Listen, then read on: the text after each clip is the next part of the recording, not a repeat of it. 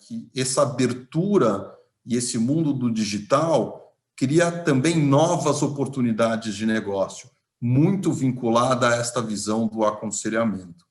Então, o que a gente nota? A primeira pergunta, né, o Open Banking é basicamente a capacidade que existe de eu abrir mais as minhas informações e, com isso, gerar melhores negócios. Isso foi bastante debatido ao longo do dia de hoje aqui no feed, né, 21, mas se eu dou mais informação, eu tenho melhor propensão de recomendação do meu provedor de serviços financeiros com relação às minhas necessidades, eu tenho melhor scoring, eu consigo ter melhor custo, consigo ter liberações mais rápidas, isso está na prioridade da agenda.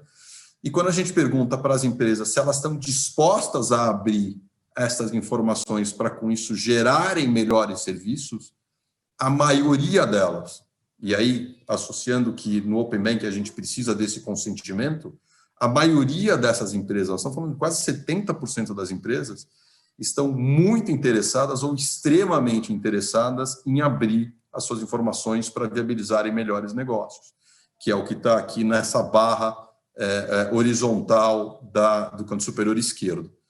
E mais, quando a gente começa a perceber se, quando eu usar esses dados, eu gerar melhor negócio para as empresas, se elas estão dispostas a pagar por esses negócios diferenciados, mais uma vez, a grande maioria da população, da amostra com que a gente falou, fala que sim, está disposta a pagar para receber esse serviço diferenciado. Então, ela vê valor em a instituição financeira pegar essa sua informação, trabalhar essa sua informação e devolver isso como um produto de valor agregado para as empresas.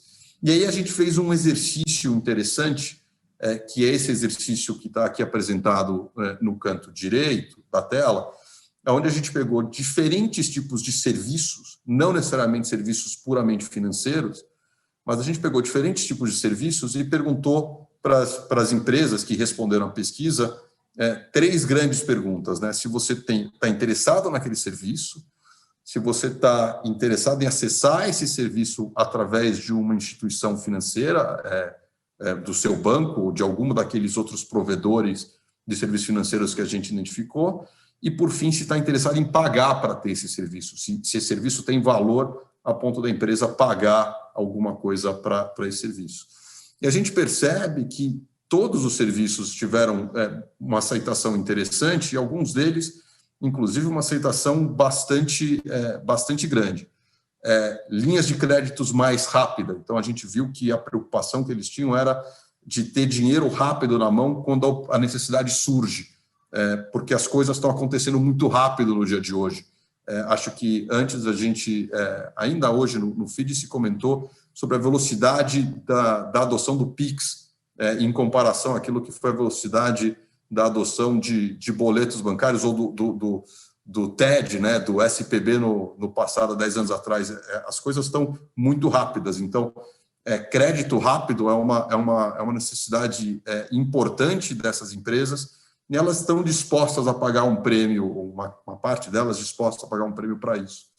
A visão do Trusted Advisor, alguém que me ajude, essa experiência do banco italiano que eu comentei, mas alguém que me ajude a pensar no meu negócio, não só me vender produtos financeiros. Então, como é que alguém que tem conhecimento da minha indústria, que vive a minha cadeia produtiva, que entende... Eu estava outro dia conversando com uma instituição financeira que tem um pé muito ligado à agricultura e que estava comentando, poxa, eu estou precisando que alguém que venha me atender aqui saiba se soja nasce para cima ou para baixo, né? Ou seja, que entenda do meu negócio, para com isso poder contribuir na discussão. Então, não é só o recurso financeiro, não é só o dinheiro, é o próprio conhecimento. Então, a gente começa a perceber uma oportunidade grande na cadeia e pessoas que vivem essa cadeia.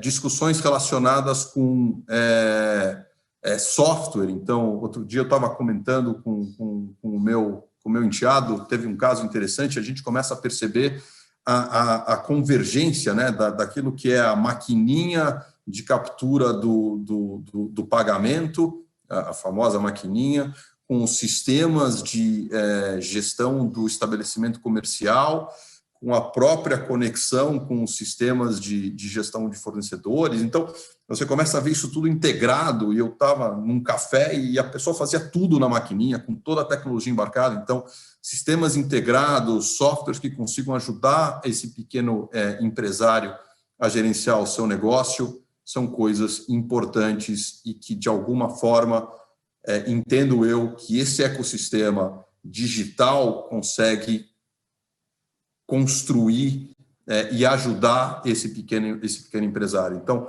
são dois temas, né? O tema do eu preciso do recurso financeiro, mas eu também preciso de alguém que entenda do meu negócio, que entenda da minha indústria e me ajude me provocando, tendo ideias e trazendo experiências diferentes.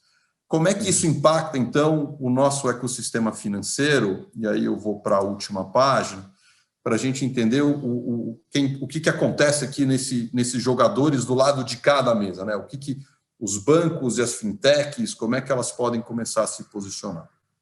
Acho que o primeiro gráfico importante, que está aqui à esquerda em amarelo, é que hoje a gente percebe ainda a dominância dos bancos. Esse é um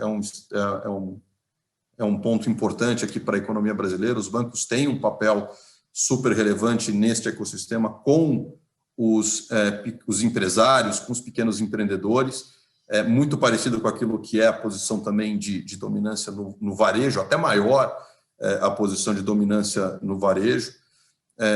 Então, no gráfico amarelo mais à esquerda, a gente percebe todos os tipos de instituições financeiras utilizadas, e no gráfico em amarelo à direita a gente percebe aquilo que é a principal instituição financeira utilizada.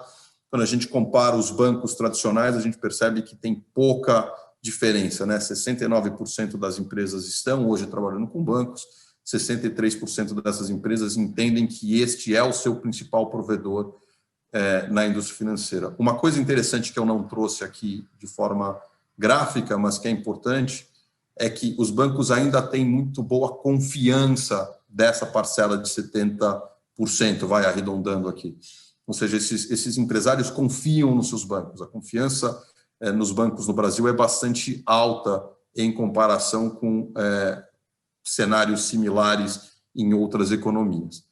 Mas a gente percebe aqui um crescimento rápido, e também a gente observou isso no mundo da pessoa física, mas na PJ, mais uma vez, está acontecendo em uma velocidade muito grande.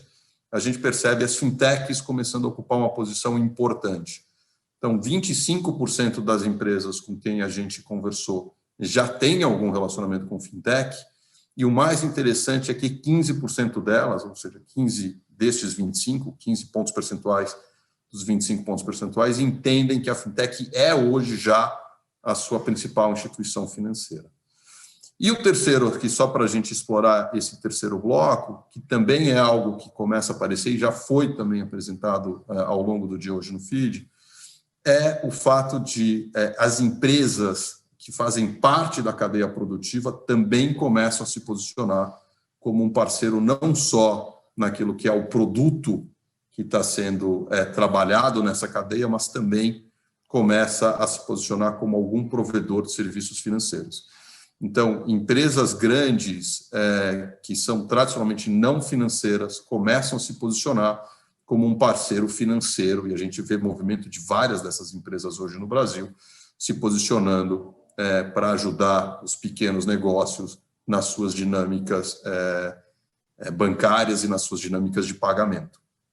Então, esses são os três que eu queria dar o destaque. E mais do que essa posição hoje, quando a gente perguntou para esses 126 empresários se eles tinham ali uma visão de que eles estariam trocando de provedor financeiro no curto prazo, a gente viu uma parcela que não é desprezível, de um pouco mais de 30%, dizendo que são as duas barras em vermelho, dois quadrados em vermelho dessa barra central, dizendo que sim, que estão pensando em trocar de provedor, do seu principal provedor de serviços financeiros, mudar a sua relação financeira. E quando a gente foi perguntar quem você considera, a gente percebe que Alguns deles consideram trocar bancos por bancos, o que parece ser uma troca tradicional, mas vários estão começando a olhar para fintechs e para essas grandes corporações mais uma vez. Então, a gente começa a perceber a emergência dessas fintechs, a emergência das grandes corporações nessa prestação de serviços, tradicionalmente serviços financeiros. Ora, pensamento para a gente fechar aqui e abrir a discussão com o painel, isso é uma coisa que é ameaçadora para a instituição financeira tradicional e é uma competição em mar vermelho, como a gente costuma dizer, ou isso abre uma oportunidade para as próprias empresas, bancos e fintechs se reposicionarem e começarem a trabalhar em modelos de parceria. E aí eu queria buscar aqui a referência de um estudo antigo, de uma frase que apareceu num estudo antigo da EY, que eu já tenho ouvido também bastante no mercado, que o grande desenho do sistema financeiro, provavelmente no futuro, é um sistema financeiro que consegue ter muitas parcerias entre competidores. E é onde a gente consegue explorar nichos que beneficiem o pequeno empresário, numa composição de prestação de serviço do banco, que deixa de ser uma atuação vertical, com a fintech, com a grande corporação, e esse grupo cria uma sinergia de melhor prestação de serviço. Então, eu particularmente entendo que existe uma oportunidade aqui não só de ter uma briga entre esses três players que eu estou aqui dando destaque, de todos que foram mapeados, são aqueles que aparecem com mais destaque. A gente pode olhar para um mundo onde eles vão brigar, acho que alguma briga, obviamente, vai ter, mas tem um novo mundo que é onde eles vão colaborar e é onde cada um desses grupos encontra a forma de atuar junto a esses pequenos empresários, criando valor e criando valor no longo prazo com aquilo que são produtos financeiros e também conhecimento.